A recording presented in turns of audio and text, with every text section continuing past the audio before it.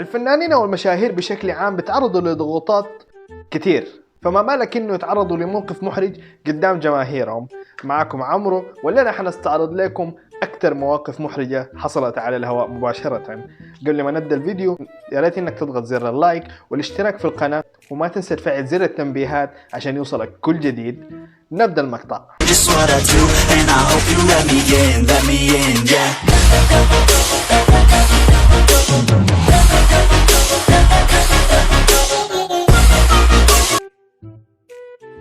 في المرتبة الخامسة سقوط مايا دياب. في سقف كبير بنستقبل يور هوست مايا دياب. مايا دياب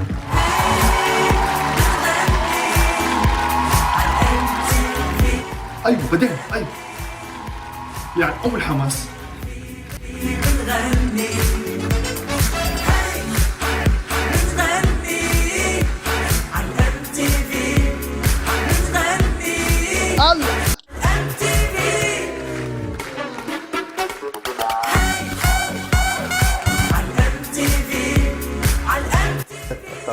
الصوت يا اخي لعن اول احراج. شوف انت ما بالك من الدخله. شوف كله من الحماس الزايد. جات دخلت متحمس وخربت ام المسرح.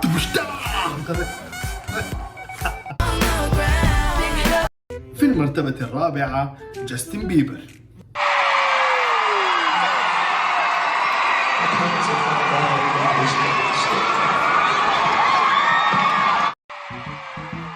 وقاعد يعمل في شنو؟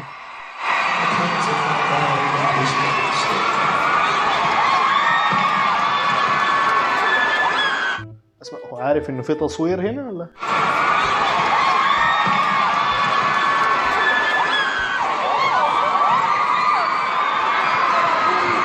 انسان ولا على باله ولا دريان بالمسرح ولا اي حاجه، بصلح في البنطلون ولا ما اعرفه بيقلع في البنطلون. وعلى الله على الله يا سيدي يا شباب، انا جاستن بيبر.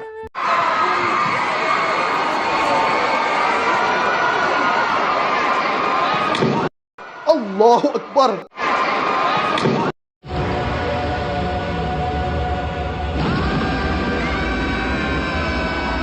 في المرتبة الثالثة سقوط محمد رمضان، أقوى حفلة في مصر. جامد ولا عايز ابقى تقيل، انا بناديك يا حبيبي. محمد رمضان صراحة نجم مبدع، مسلسلات ما قصر، أغاني مبدع، وصل للنجومية الصراحة. البني آدم اجتهد.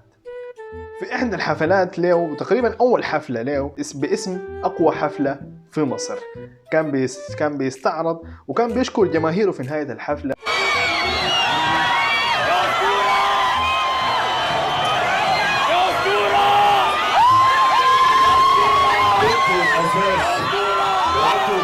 كل نجم في مصر، كل نجم في مصر انتوا اللي صنعتوه، انتوا القوة الحقيقية. ربنا يخليكم لمصر.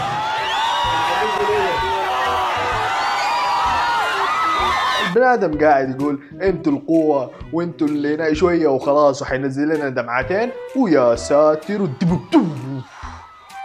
المشكلة انه رهيب، طلع ولا اللي كأنه اي حصل اي حاجة. انا لسه بحبكم نمبر 1. تسمعوا ايه؟ انا لها في احد شاف؟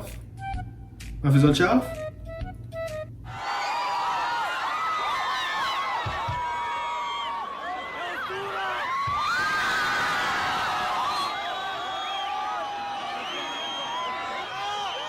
نسمع ايه؟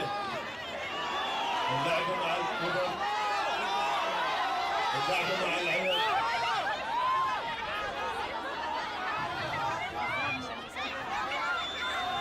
يلا اقوى كده، اقوى كده. ايوه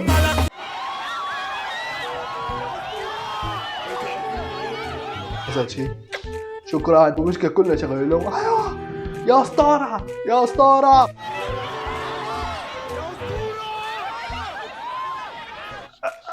شو كذا جبتها ما بين يلا بدينا ها. بما السماء تعلو فوق الأرض والبر. في المرتبة الثانية مريم حسين. مريم حسين نجمة خليجية معروفة في أحد البرامج، وتحديدا في برنامج كل يوم مريوم على اليوم. كانت بتستقبل أحد المتصلين في برنامج المسابقات، وكانت بتسأله سؤال يعني خليك من إنها كانت بتغشش فيه، يعني واضح إنه وما الغش اللي هو غش اللي هو هاك. يا درب الزلق. يا درب الزلق. صح وشكشك والف مبروك اخترنا رقم واحد رقم الشيء. رقم 3.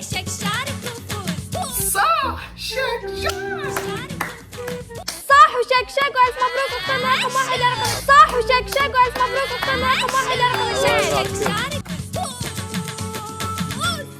وبنشوف رقم 3 مع بعض نشوف رقم 3 مع بعض ألف مبروك. الله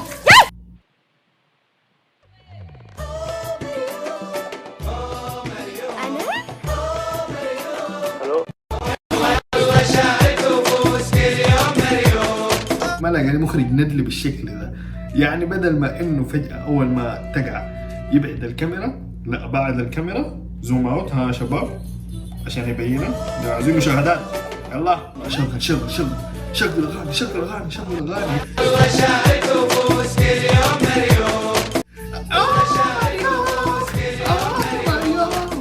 ماريو الله شك. صح وشكشك والف مبروك اخترنا رقم واحد رقم الشيء. رقم 3. بما السماء تعلو فوق الأرض والبر. في المرتبة الأولى هيفاء وهبي. في إحدى الحفلات وفي التحديد في برنامج ستار أكاديمي، هيفاء وهبي كانت المفروض تقدم حفلة مع الشاب خالد. ففي دخلت هيفاء وهبي وبالطريقة بتاعتها اللي معروفة اللي هي